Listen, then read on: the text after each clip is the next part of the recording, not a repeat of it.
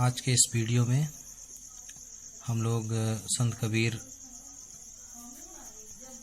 जी द्वारा रचित साखी का ये दोहा पढ़ेंगे। पाणी ही तय हिम भया, हिम होए गया बिलाए। जो कुछ था सोई भया, अब कुछ कहा न जाए। देखिए, थोड़ा ध्यान से पढ़ेंगे तो समझ में आएगा कि पानी ही तय हिम भया, हिम होए गया बिलाए। पानी से बर्फ बना और यह बर्फ हिम होए गया बिलाए।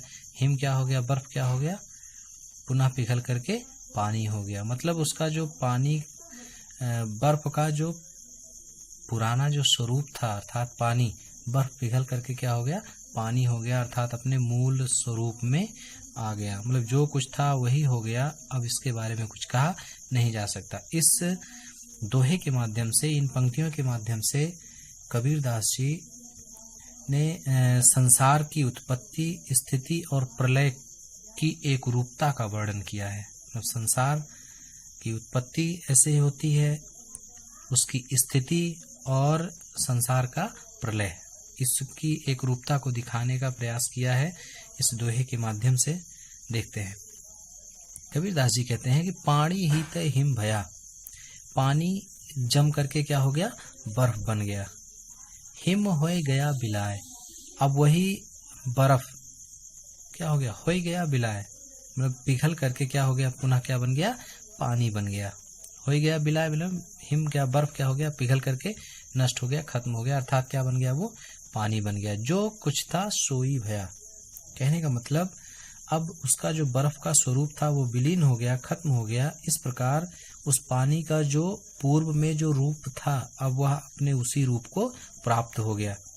अब उसके विषय में कुछ भी कहा नहीं जा सकता। अब कुछ कहा न जाए, अब उसके विषय में कुछ भी नहीं कहा जा सकता। मतलब क्या, पानी से बर्फ बना और वह बर्फ फिर पिघल करके अपने मूल स्वरूप अर्थात पानी में आ गया।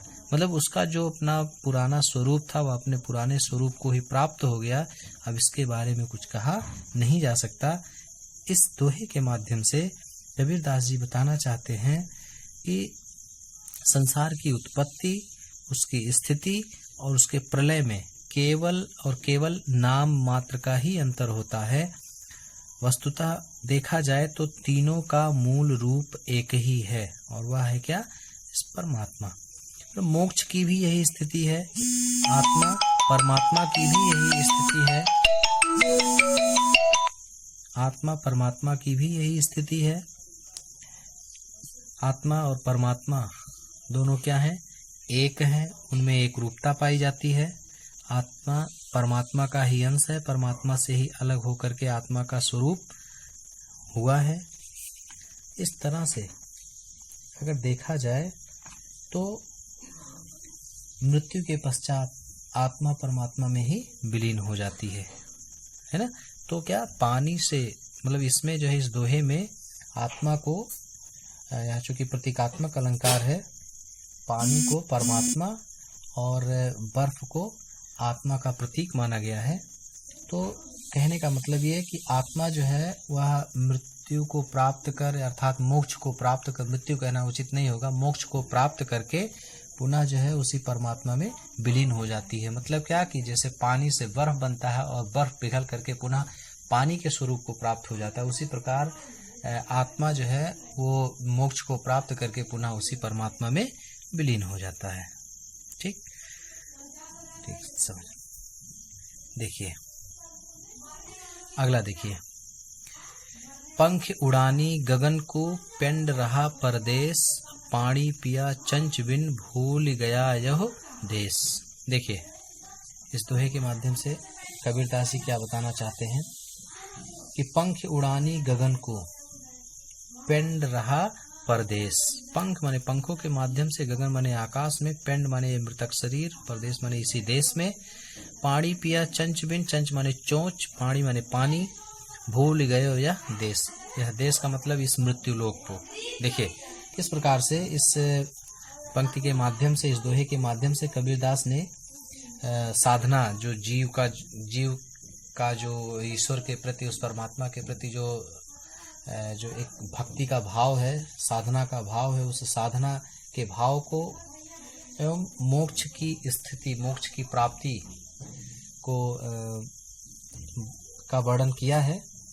देखिए कबीरदास जी कहते हैं कि इस जो जीव रूपी जो पक्षी है, पंख उड़ानी गगन को, इस जीवात्मा को उन्होंने पक्षी बताया। उस पक्षी के माध्यम से उन्होंने जीवात्मा का वर्णन किया कि जो जीव रूपी पक्षी है यह योग साधना करके, उस योग साधना के माध्यम से इस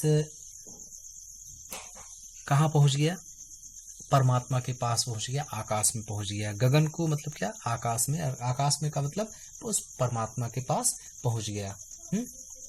योग साधना के माध्यम से ये जीवन रूपी ये आत्मा रूपी पक्षी जो है वो योग साधना के माध्यम से कहाँ पहुंच गया, आकाश में उस परमात्मा के पास पहुंच गया।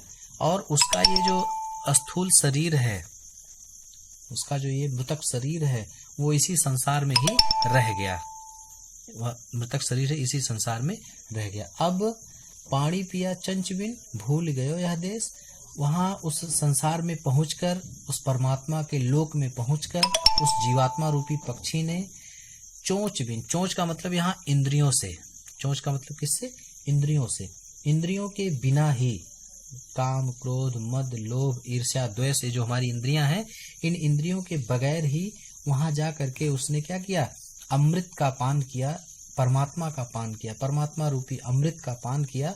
और उस जल को पी करके, परमात्मा की भक्ति रूपी जल को पी करके उसे अलौकिक आनंद की प्राप्ति हुई। और इस प्रकार वह जीवात्मा सांसारिक मोह और माया के बंधनों में ना बंधते हुए उस ईश्वर के प्रेम में, उस परमात्मा के आनंद में ही लीन हो जाता है। उसे इस संसार से कोई वास्ता, कोई मतलब नहीं रह जाता। फिर से एक बार समझ लीजिए कि पंख उड़ानी गगन को पेंड रहा परदेश, इन पंक्तियों के माध्यम से कबीरदास जी ये बताना चाहते हैं कि साधक की स्थिति क्या है, जो साधना करने वाले व्यक्ति की स्थिति, और उसके मोक्ष का, उसे मोक्ष कैसे प्राप्त होता, मोक्ष की स्थिति का वर्णन करते हुए उन्होंने बताया है कि ये जीवात्मा रूपी पक्षी योग साधना करके, ईश्वर की का भक्ति भाव करके, योग साधना करके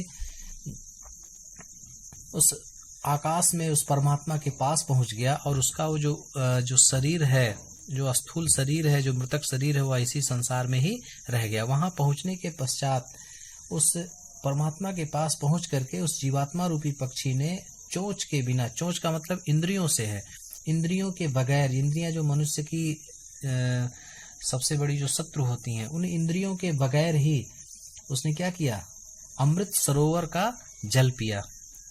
जल, अमृत सरोवर का जल मतलब क्या, ईश्वर की भक्ति का पान किया। ईश्वर की भक्ति का पान करने के पश्चात उसे जो अलौकिक आनंद की प्राप्ति हुई, उस अलौकिक आनंद की प्राप्ति से भूल गयो यह देश, वह इस संसार को, इस मृत्यु लोक को वह पूरी तरह से भूल गया। कहने का तात्पर्य यह है कि अलौकिक आनंद की प्राप्ति हो जाने पर जीवात्मा सांसारिक मोह माया के बंधन में नहीं बंधता, वह पूर्णतया क्या हो जाता है, स्वतंत्र हो जाता है और उस परमात्मा के आनंद में लीन हो जाता है। ठीक, चलते हैं अगला। पिंजर प्रेम प्रकाशिया अंतर भया उजास, मुख कस्तूरी मह मही बाणी फूटी बास। देखिए, पिंजर प्रेम प्रकाशिया, पिंजर का मतलब होता है शरीर, पिंजर माने क्या, शरीर। प्रेम प्रकाशिया, प्रेम प्रकाशित हो गया शरीर में। अंतर भया उजास, अंतर माने अंतरात्मा, उजास माने उजाला, भया माने हो गया। मुख कस्तूरी महमही, कस्तूरी जैसी महक आने लगी। बाणी फूटी बास, बास माने सुगंध होता है। और मुख से जो है जो भी शब्द निकल रहे हैं, जो बाणी निकल रही है, उसमें एक अद्भुत जो है क्या है, सुगंध है।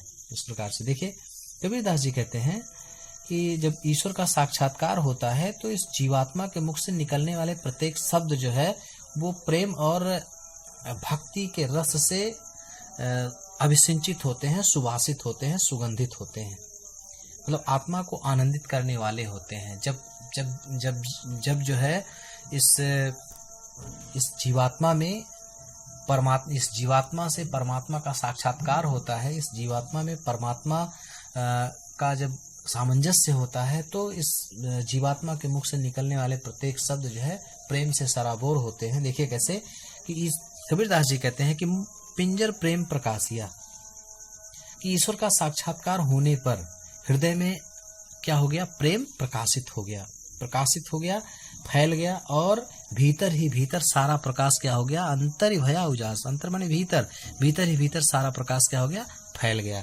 अब इस तरह से मुख कस्तूरी महमही, हमारे मुख से राम नाम की कस्तूरी जैसी सुगंध आने लगी।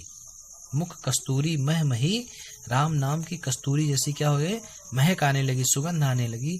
बाणी फूटी बास, और हमारे मुख से, बाणी से प्रभु प्रेम की सुगंध फूट पड़ी, प्रभु प्रेम की सुगंध फूट पड़ी।